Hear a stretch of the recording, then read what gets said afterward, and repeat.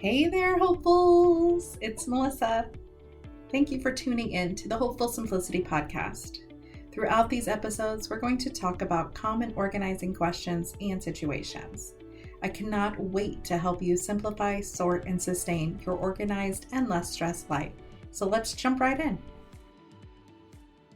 Today's 15-minute find is taking us into our entryway. I love shoes, but I do not love shoes piled by the door. That's what we're going to focus on today. If you have an abundant pile by the door, maybe it's not like blocking the doorway. Maybe it's right just inside the door, somewhere in your entry room, or maybe it's in the closet right by the door, or the first flat spot on the floor that doesn't have everything else there. That's what I want you to look at those today. I want you to rehome the abundant amount of shoes from that everyday walk-in entryway spot to your bedroom. I know. You're like, oh gosh, I gotta carry it all the way there. But do you really need snow boots every day of winter? No, you're still gonna put your sneakers on. Do you really need your high heels by the door when you wore them last week? No, probably not. You can keep your everyday wear there. Maybe a pair for just running out to get the mail. But the overabundant amount, go ahead and rehome those outside of your entryway space and make it a little more simplified. Now set those timers and tune in as we talk about today's organizing topic. Today's topic is brought to you by the Organizing Style Quiz. Personal organizing styles can vary from person to person and space to space. Determining your style for success is the first step towards simplifying, sorting, and sustaining an organized life. Grab your complimentary quiz online today. Are you a visual organizer? Question mark? So, organizing in the Hopeful Simplicity world, organizing has different organizing styles for your success. And visual organizing is that feeling of, if I can't see it, I don't have it, right? Kind of like you need to see it to believe it exists. For me personally, if you've read the first of the Small Space Successes book, I share the story of when my water got shut off, and I will never not think of that story when I think of signs for being a visual organizer. For me personally, like, that is my constant reminder of, I know I need to have this paper magneted to the door until it is taken care of. I know I need to have this bill sitting out until it is paid. I know I need to visually put this, bam, until it is done. Because I'm a to-dos visual organizer. So if something needs done, so let's tell the water story. Like the water bill story is, I would get the bills in the mail, right? Like so many people do. You go to the mailbox, you're like, yes, please give me something fun. And it's a stack of flyers and junk and bills.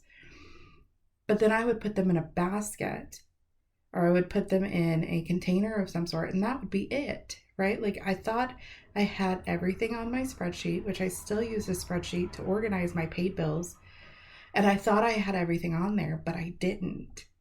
So I didn't look in that basket to compare to my spreadsheet, because in my brain I had it all done, and I didn't have water bill on there. So when I didn't pay the water bill, obviously, because this bill is just, collecting dust in a basket somewhere, my water got shut off. So you have to think, like, this is at a time in my life where everything was changing. And where we live, it was already the time of year where it was dark by the time we got home. So now I have a hungry and crying child, like a 4-year-old. It's dark outside. It's cold outside. And my life is still like in the sucky parts of a lot of change. And so now we're both crying and I have no water. But long story short, it came to me realizing, looking back and realizing at the time, that I needed better system to get these things done, make sure they're taken care of. And that, it's funny. I can laugh at it now. Then it was just a hot mess of we're both crying and I didn't know what to do. But I'm looking back at it now, and And I'm realizing, okay, that's my reminder sign of when he brings something home from school, homework for me to do, or this, field trip permission form, or the teacher asked you to sign this, or you need to read this and return it, whatever those might be.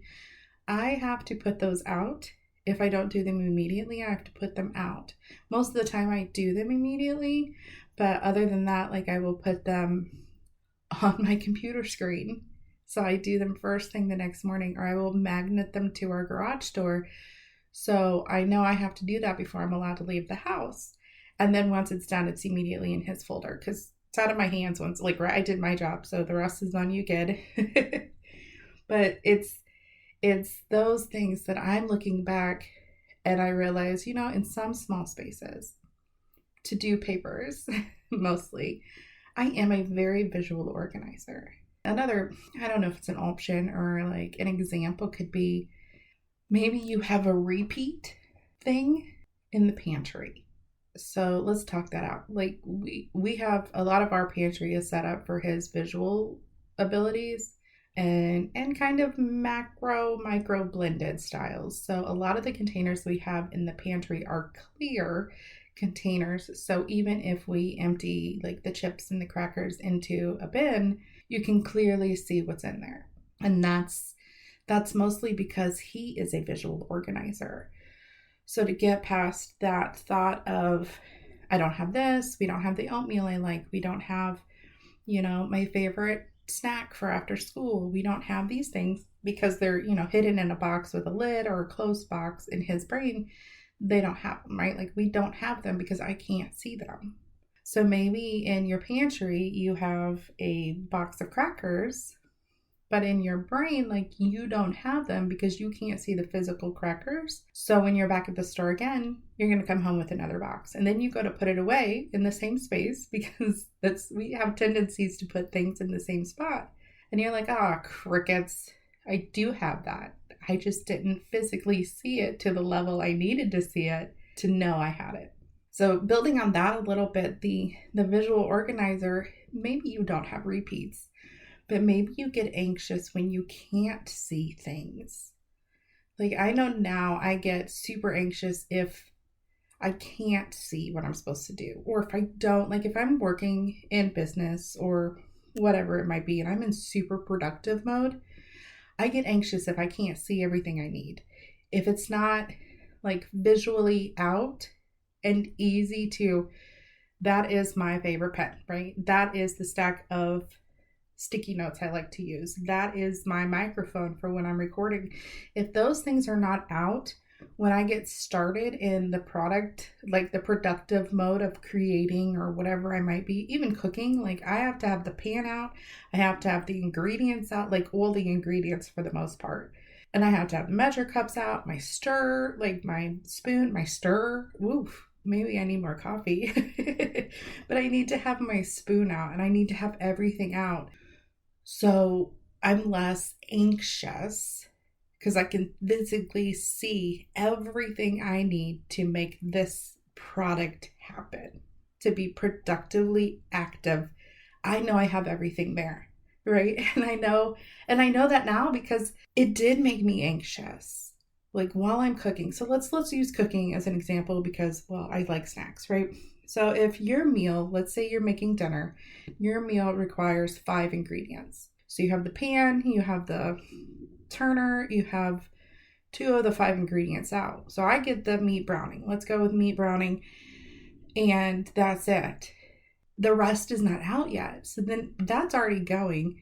And I'm squirrel-tastic. So I burnt too many things because I'm doing this, or I got distracted there, or, I had to go over there to get it. And then I saw that happen. And it made me anxious going, okay, I know I have a tendency to forget what I'm doing because squirrels happen. And I put the meat on, but now I have to go find this and I have to go find that. And what if I can't find it? And what if we didn't? And all of those anxiety, kind of moments happen for me because I need to visually see everything in an organized way, visually out for me in one process. I need everything out. The same thing happens in my office. So when I'm set up, like right now, right? I'm set up. I have my computer up. I have my mouse. I have my pen. I have my planner. with my planner, mapped out with what we're going to talk about. And I have my microphone and I have my water. I need all of these things out before I can get started on something. So I know in productive mode, wherever space that may be, I'm a visual organizer. In the pantry, he's a visual organizer because it makes him anxious to not be able to find what he wants. But then we also end up with him asking me. And so, if we've set those up for compromise and everybody to succeed, it's overall less stressful. Because if I'm in the middle of doing something, napping, swimming, working, relaxing, God forbid, or cleaning or being productive, and he can't find what he wants, so he comes and gets me, my squirrel has happened, right? My squirrel now looks like a child instead. But that's on us for not setting up a compromise for his success too in a shared space, because he's a visual organizer in that space. He needs to easily see what he wants to get, or he's either going to come get me or not get it. And honestly, nobody wants to deal with somebody when they're hungry. Goodness knows, I don't even want to deal with myself when I'm hungry. So those are just a few examples of visual organizer. Do you get a little anxious when things are tucked away? Is out of sight, out of mind? Hey, yes, Melissa, kind of thing for you? Or do you just need this small space to set up visually, or that small space to set up visually, or maybe even just to process? Today's episode was sponsored by the monthly membership group. Are you looking for guidance along your organising journey? Ready to get some answers to your organisation questions? Or even just looking for some accountability in achieving your goals? The monthly membership group can help with all of that and more. To see if the group is the right fit for you, find details and clips at hopefulsimplicity.com. And that's it for today. Be sure to subscribe, like, and share this with all of your favorite friends. And until next time, stay hopeful.